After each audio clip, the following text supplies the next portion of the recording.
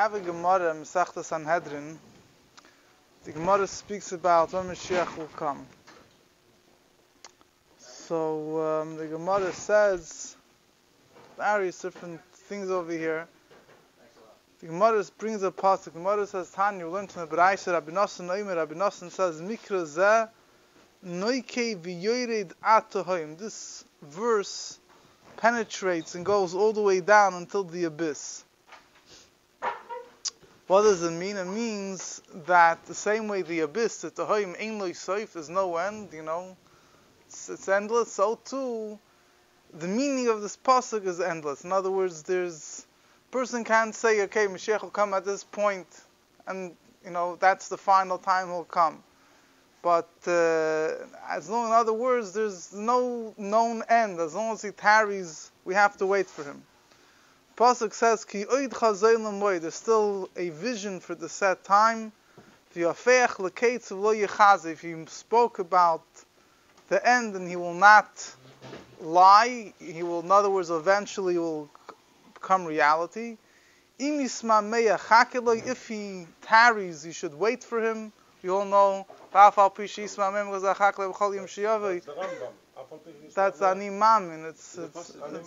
But it's based on this pasuk. In the song, yeah, because he'll definitely come and he will not delay. So he basically says that there were different chachamim that gave different various ends of days. They said Moshiach will come at this point, at that point.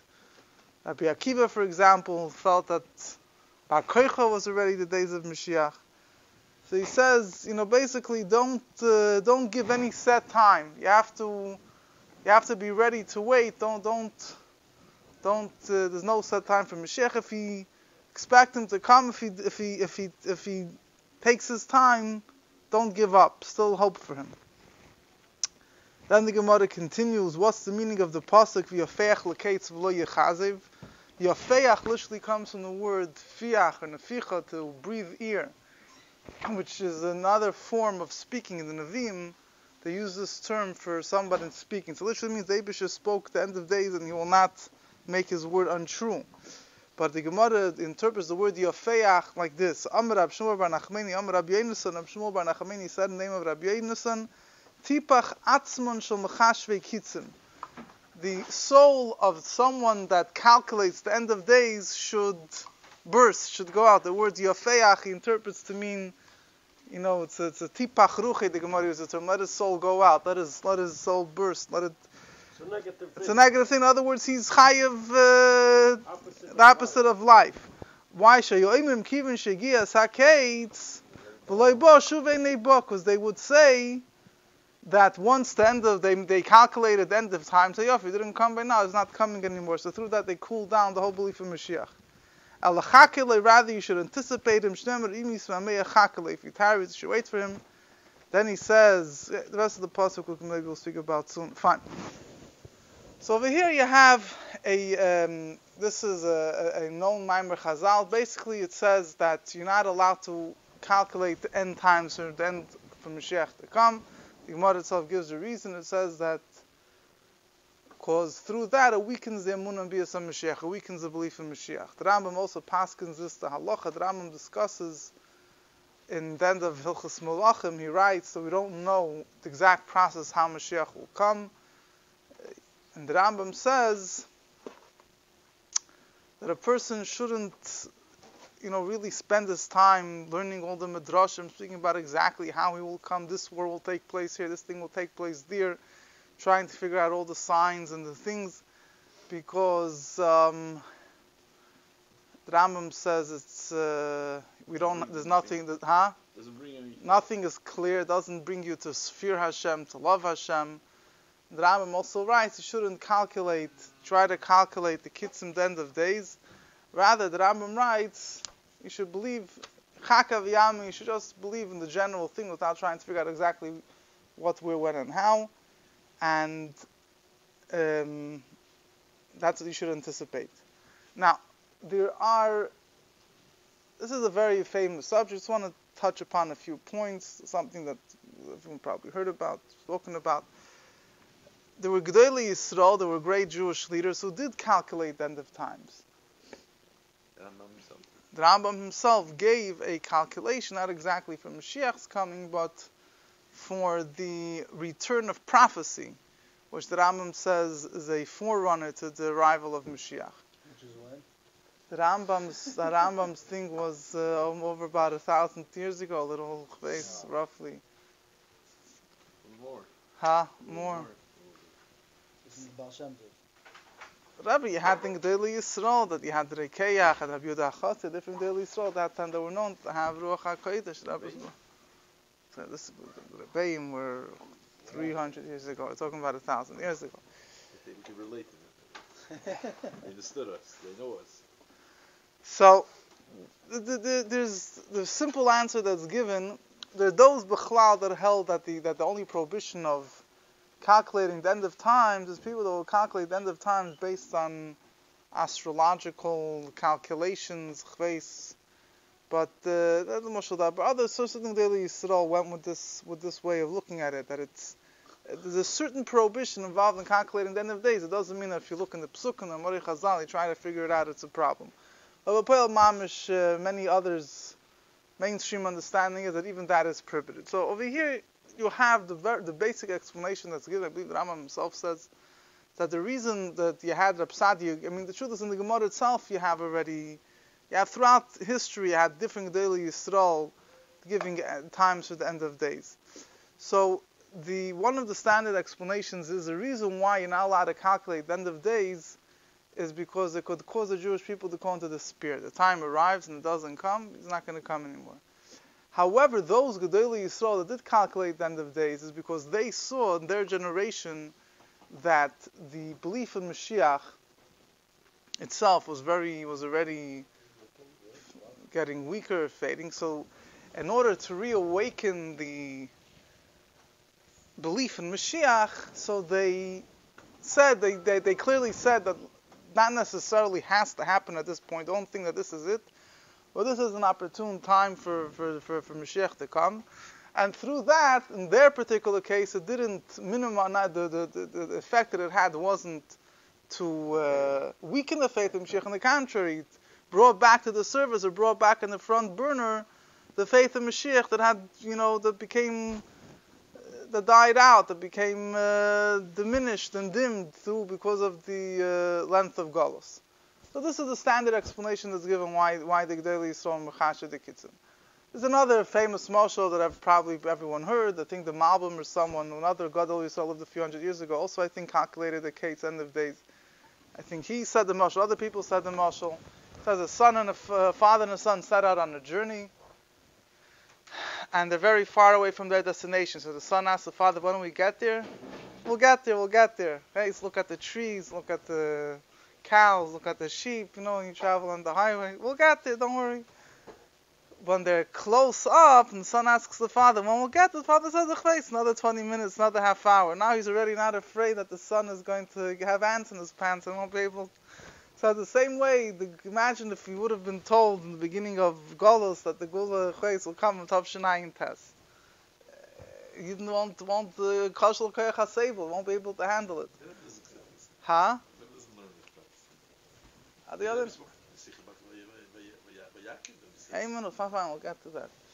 So Mamela, so he says, so then, when it comes already close to the time of Mashiach, so we already have the permissibility to try to figure out when Mashiach is coming, because we're close enough, we're already able to, try to figure out exactly when it will happen. Now, the Rebbe discussed a number of times the idea of the kitzim, the idea of the end of days. There's two questions really here that come up. One question is how could these Gedolei Yisrael go against what the Gemara says? How could these? Talking here not about Stam people, we're talking about leaders of the Jewish people in their time and age, the Rab Sadia Goyen, the Rambam, and others, Rashi. And how could they go against what the Gemara says, not to calculate the end of days? That's number one. Second of all, l'chayra they made a mistake. What they said is untrue. Yitaka have a pasuk at the end of the Nil. The Eibusher tells the Nil was the only one that the case was revealed to. That hidden, whatever it is. It says, so the Eibusher revealed to him the end of days, and he says, go and hide everything, make it The words are sealed and hidden away until the end of time. And it says, these words we've heard, that one of the meanings of the pasuk is that it says how a lot of people will try to figure out when the end of days will come, or some people will try to hasten the end of days and through using their own means. But he says, but no one is going to, a lot of people, they're all going to make mistakes, and they're not going to get to the bottom of it. There's actually, I didn't look inside the Zohar now, but the Zohar says that for something along the lines, the Gemara uses the term that this pasuk that says that, there's still a time and don't give up, if he tarries, you should wait. It says, it penetrates, it cuts down all the way until the abyss. So Pshat is that, in other words, there's no end, there's no way of figuring out anything. It's the same way the abyss has no end, it's Mayim Shein Lo himself, water that has no end, so too there's no way of figuring out the end of days. But I believe the Zohar says something in the lines that in order to figure out the end of days, you have to understand, you have to go all the way down to the bottom of the Imkei HaKlippus, the depth of Klippus, because the end of days is based on the time when all the Klippus will finally be, rectified or destroyed, whatever it is. So in order to do that, it says a person that will try to figure that out spiritually will have to really contemplate the levels of the Klippus, and it's a very big danger for him. Because he could fall, it says it's like an abyss, it's a big cliff, you understand? It says, I think it says that the Nil, by him, for some reason, I forget why, he was in a state that he was completely butter, was completely refined, so by him he was able to understand the calculation of the end of days, because he knew all the depths of the clippus and it wouldn't affect him, because he was completely refined. I forget exactly the point. But he uses a very interesting thing, that he uses Neikevered at HaTohim, says, whatever the Zohar has, the Tohim is a reference for the depth of Klippa. In order to understand the end of days, you have to understand the cheshboinus of how long the klippus it takes for them to be rectified. But in order to do that, you have to contemplate and in these klippus, and that causes an association with them, and it's very, very dangerous. So it's something to stay away from.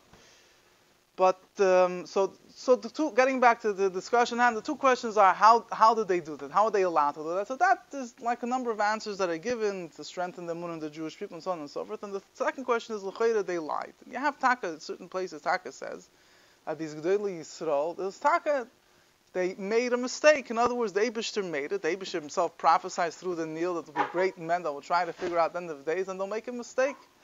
And they shouldn't have tried. Maybe, or at least they tried for whatever reason. They tried to be mechazak dinian, but it's taka nishta wasn't. They didn't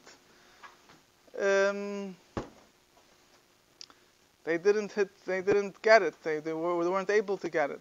Actually, so interesting word recently. I forget exactly where it says. Interesting sefer. It says when Moshiach will come, the Eibusha will show the Yidden how the end of days was clearly spelled out in the Torah.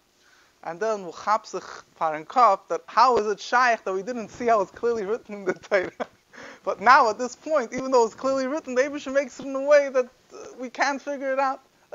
Anyway, so the explanation based on the Rebbe Sichos, and there's a number of explanations that are given for this thing. One, there's a few points to this. First of all, the famous Sicha that the Rebbe said, the Rebbe mentioned many times, the story with the Rebbe Marash and the Tzemach Tzedek, that the Rebbe said in a Maimer, a case, Elef Shameis, whatever it was, the Rebbe said that Mashiach will come in the year Tafrei Ches, which is 1848 in the secular calendar. So the year Tafrei Ches passed, and the Rebbe Marash asked the Tzemach Tzedek what happened, with the Rebbe's prophecy, Mashiach will come at this time. So the Tzemach Tzedek said it's not enough that the Likutei Torah was printed, which means, the Rebbe explains, the Likutei Torah is a taste of Mashiach. And spiritually, it is the coming of Mashiach. And if you're living at a level that's higher than time and space, in other words, it just has to materialize physically down here, but on a spiritual level, you already have it. So the Rebbe Marash says, well, we need to have Mashiach kipshuta, we need to have Mashiach down here physically. So the Rebbe basically explains that a lot of these kitzim end of days mean that there's different revelations. In other words, there's the ultimate end of days when Mashiach will come down, b'poel mamish, b'olam asiyah hagashmi, this physical world. But then there's many, the Zohar says that in each generation there's an end of days, and also in each world in other words, there's different levels that we reach a certain milestone of completion of avodah, and in a certain level, in a certain way, the avodah is complete compared to the the expectations of the Jewish people at that time. So this already ushers in a certain revelation of the end of days. So Beruchnius in all of these things, there was whatever was the revelation of Pnimius HaTorah, whatever else that took place, that etaka be'emes, in other words, it's not pshat that it wasn't a real true thing. It was something that was true, but it took place Beruchnius. On another standard explanation, I mean, it's not the same lines that the Rebbe said, it was not necessarily a complete contradiction to it, is that all these kitzim are zman mesugel, are times that are opportune times for Mashiach to come. And if the time is used out properly, it could bring the gula. But if it's not used out properly, Rahman al-Islan could be in the reverse. We have, for example, the year Tach V'Tat, 1648, the great massacres of Chmielnitsky, יימח שמו, and so on. The Zohar said that was the year Mashiach was supposed to come. It's one of the kitzim. There's a few kitzim in the Zohar. One of them is Tach. So some of people explain that it had a very, very great potential that year. If the Yidden would have really worked up their avodah, they would have had the redemption. But because they didn't, in other words, dafka because there's like a certain kitrug, there's a certain in heaven it becomes like a taina. How come the Yidden Taka didn't do their avodah in the way the Mashiach should come? So that Rahman al-Islan, brought whatever it brought. So one standard explanation is that these kitzim, either the opportune times or spiritually they're true. There's another interesting, there's a few other points here that's kedai to mention. One interesting point is the Bnei Yisachar says a word, it's hard to understand, he says when Mashiach will come, he says time, the Eibusher runs time. In other words, it's true on the calendar the date might have already passed, but I don't understand exactly what that means, but when Mashiach will come, the Eibusher will show us how that time of the cases, that whatever, the Eibusher will say, bring that time now. I don't know exactly how that works, but when Mashiach will come, we'll see that all these kitzim are 100% true, all these times are 100% true. The Eibusher, he's the balabas over Zman. So getting back to the discussion at hand. So the Bnei Yisachar uses episode word that when Mashiach will come, the Eibusher will, again, it's hard to, he'll show us how really it ended up being at that time. How, I don't know. But anyway, but there's another word here. The commander, he says a very interesting word. I mean, it's a word that another Gedolei said like that. Said certain tzaddikim said Mashiach will come at a certain time.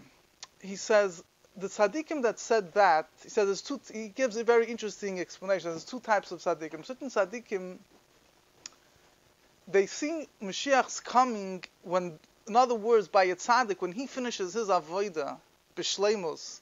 So in his neshama, he completely fixes up his neshama and all the neshamas that are connected to it. So he feels the coming of Mashiach. That's to him, in his vision of the coming of Mashiach, is the completion, is the revelation of when he completes his avodah. So he feels that this so to say, the Zabiyas of Mashiach prati. He feels that this is. I have many tzaddikim. They said Mashiach will come the year that they would pass away, because they felt a certain sense of shleimus, of completion, that the avodah was getting culminated. So to them, that was the coming of Mashiach, but it wasn't the coming of Mashiach for Klal Yisrael. It was their coming of Mashiach. It says then you have. He goes through a whole thing. There's this different tzaddikim that have they're mushrish in a certain level of elokus, that they're rooted in a certain level of spiritual worlds, and when those spiritual worlds are completely complete, when they say Mashiach will come, it could be referring to when their neshama and their world that they're from reaches this complete rectification. Mashiach, so to say, comes in that world, but it doesn't mean that it's coming for all Klal Yisrael at that time. The Rebbe discussed many times. There's a Mashiach prati. There's a personal revelation of a person of the Yechidah Sheb Nefesh, of a person's connection with the Eibishter, Moshe avoid is the coming of Mashiach, and then which that's a personal thing. It's for him. Doesn't necessarily have to do with the whole world at large. So he gives a thing up in Kabbalah. He said, Moshe, just that it says in Rabbi Shimon Bar Yochai, said in the Zohar, the Mashiach will come in the year 1648. He says for Rabbi Shimon Bar Yochai, for his level, that was Taka with Mashiach, and spiritually, Bias Mashiach. But for Klal Yisrael, I don't want to go through the whole period. Come on, he says that Ashpi was a Naim. Then there's a Leiv. Bias Mashiach for Klal Yisrael is totally in Leiv. I don't want to go through the whole period. It's going to take up some time. But that's a word that he said. Getting back to the Rebbe Sichas, the Rebbe explains. The Rebbe is because the reason why I'm mentioning all this is coming in Parshas Vayichi. In Parshas Vayichi, you have that Yaakov Avinu wanted to reveal the end of days, and it was hidden away from him. Either the end of days was hidden, the Shechina was hidden from him, and he realize he shouldn't reveal the end of days. The Rebbe has many Sichas discussing this, and the Rebbe says there, the Rebbe explains that simply you understand that what's the disadvantage of the Yidden knowing when Mashiach will come, because then they would get into the spear, right? Like we're learning over here. The Gemara says, they say, well, if the Kates didn't come at this time, he's not coming anymore. But the Rebbe explains that Yaakov Avinu wasn't referring to the end of days, the final end of days. He was referring to, that the Yitzias Mitzrayim was trying to tell them that if they would do their Avodah properly, so the end of, when they go out of Mitzrayim, that would be the final Gula, so they should make sure they do the job right.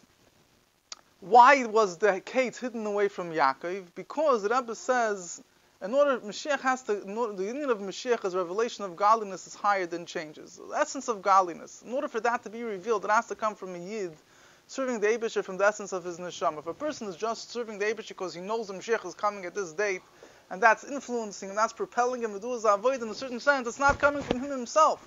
It's not coming from that level in his neshama, which is higher than changes. Is coming because of an outside influence. So it's not going to reach. It's not going to bring out the Gula. It's not going to. So why did Yaakov Avinu want to reveal the case? Because Yaakov Avinu wanted Mashiach should come what quicker. Listen, they gave it's the Gula. Let it happen already. But the Eibusher wanted the Gula should be the way it's supposed to be. But the Rebbe says interesting word. The fact that Yaakov wanted to reveal the end of days gives a koyach.